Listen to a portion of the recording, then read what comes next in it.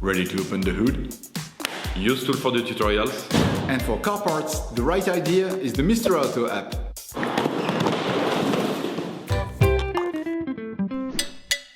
You will find the bulk spark plugs used in the video exclusively on the Mr. Auto website, and through the link in the description. Turn your engine off. Pull up the handbrake, pull on the bonnet release lever, and open the bonnet.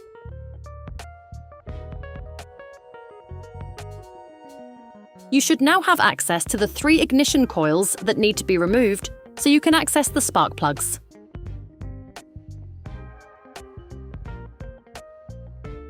Switch off the power supply to the coils. To do this, push on the small plastic tab and simultaneously pull on the terminal. Using a socket wrench, an extender and an 8mm socket, unscrew the screw holding the coil.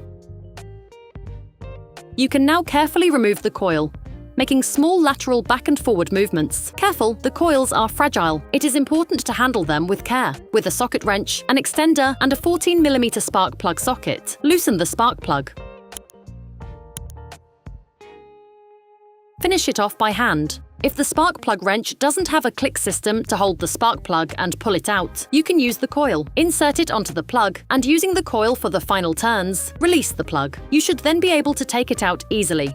Okay, guys, if we can share this video with you and help you save a lot of money, is also thanks to our partner, Mr. Auto. So, if you want to support us and buy the part for this operation, visit their website. Okay, back to work. Tip: we recommend using a thin plastic tube taped to the end of a hoover bit to properly clean around the glow plugs. You will find the bulk parts and products used in the video on the Mr. Auto website and in the link in the description. Take the new spark plug. Put the new plug in place.